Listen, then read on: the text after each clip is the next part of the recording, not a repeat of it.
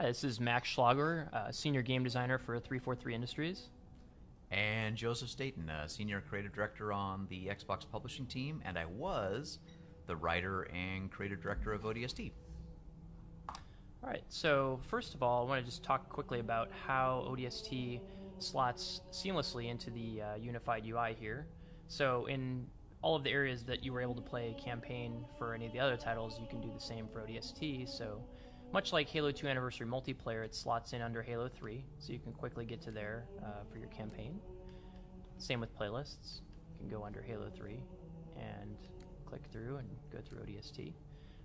Briefly talk about some of the playlists that we've added here. So one of the interesting things about the way ODST is structured is that you've got a hub and a level kind of structure to it, which is a bit different from some of the other Halo titles. Mm-hmm. One of the things that we're able to do with the playlists is actually construct some, for example, that don't go through the hub, so you can play through the game from one level to the next. On the flip side, you also have the ability to play one of the playlists that is every iteration of Mombasa Streets from back to back. So you could see every city-state and play through each clue in order in that particular playlist. There's also a bit of variety in some of the other ones that highlight features, specific levels with vehicles or some of the more like arena-focused battles and things like that. That's cool. You see, I haven't seen any of this, so I can't wait to play that. That seems pretty awesome. Now let's go ahead and take a look at some of the missions here. So we'll start here with Kazingo Boulevard. Fun vehicle-based mission here.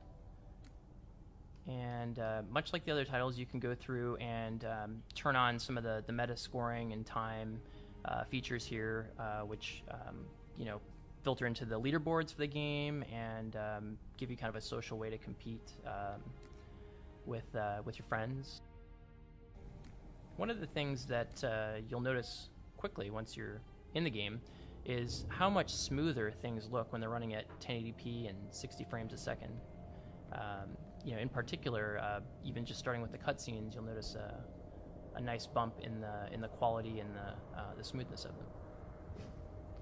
Oh, I remember placing every one of those bullet holes on the wall and all those little spikes.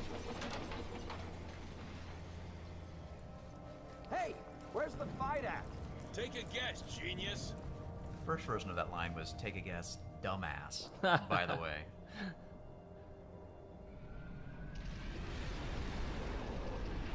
That's C.J. Cowan with the manhole bouncing off his head, or Pat, one of the two, animated that chestnut. All right, so let's go take a look through a level, and just like all the other games, the universal control schemes are supported for ODST.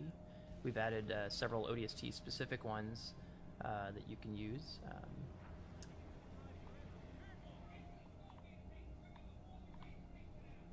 I like to drive tanks, so I'm going to go take that.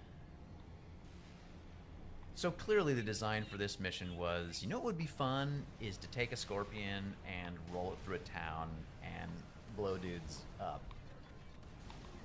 And ODST really was, to a large extent, a hit parade in the various missions of the most fun things to do in the Halo sandbox. But there was something really fun about the tight environment here, and really being forced to use a Scorpion more as a precision weapon that was really, really enjoyable. I want you to shoot every lamppost because it's the one thing that's gonna. Oh, those blow up too. I forgot. See, two things to blow up. Okay, lampposts here. Yeah, let's take those out. Oh yes. Yes. There we yes. go. So ODST was a pretty small team compared to the Halo 3 team, and one of my jobs on the game was to place garbage all around the city. And I don't know if I placed the garbage in this area. This might have been Vic, actually, who placed the garbage here. I can't remember, but needless to say, going around and placing all the little trash and cans. I'm so glad that I can see it all now up-resed. Every last newspaper. High-res garbage. That's good. It's a monument to all my sins. ODST was actually pretty fun. It was the only Halo game that we got to make back in the day where we were building off of an established engine. So rather than reinventing the wheel, we could take the Halo 3 engine and begin to layer features on top of it to make it a better experience. So the compass, the waypoints, all the work we did with the visor mode, we were able to do that because we had some stable code under our feet.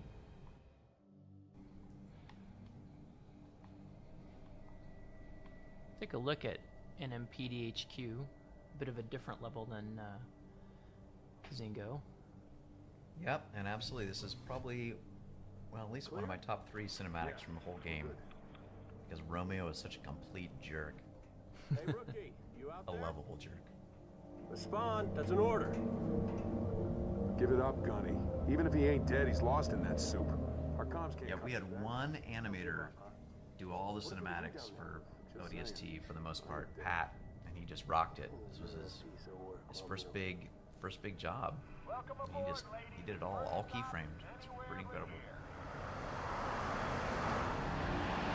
Banshees on your 6.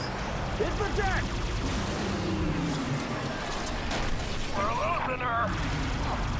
Watch out. Ah! Mickey, Dutch. Status.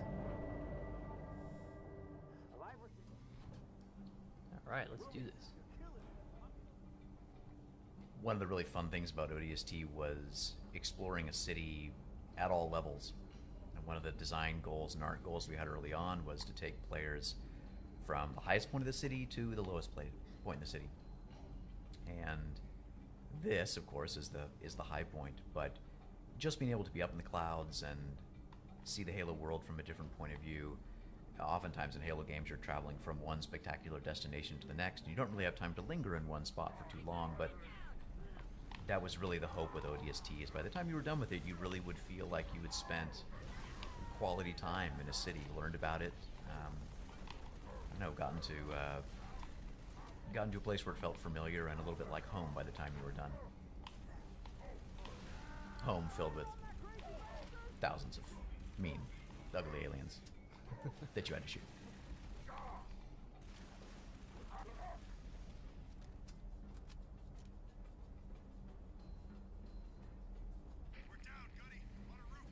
Oh, I remember this room very well. You see that guy with his head up against the desk there on the left?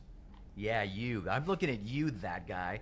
Placing bodies was such a giant pain in the butt in ODST, I can't even tell you. You had to just drop and hope that the physics landed them in the right spot. And to get that guy with his head perfectly placed against there, that was like 2 hours on a Thursday at 3 in the morning for me. And oh my gosh. But looks good, right? Yeah, that's a high quality? quality Quality corpse placement? corpse placement. Good. This room had a lot of corpse placement love.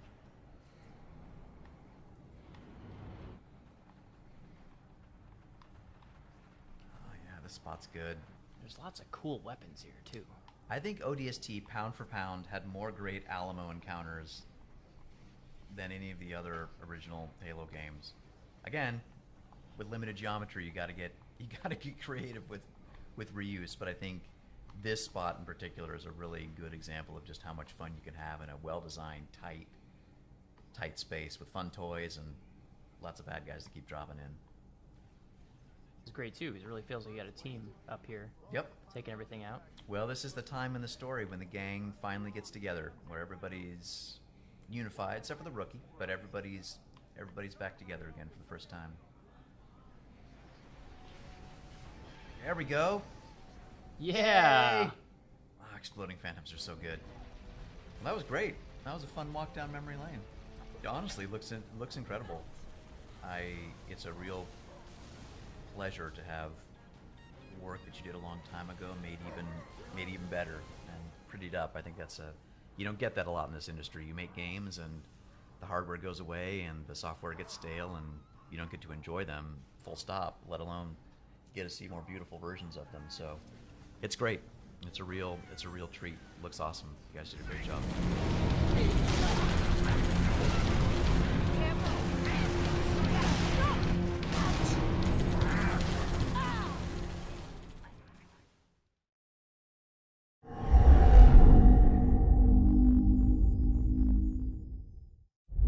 Only on Xbox One.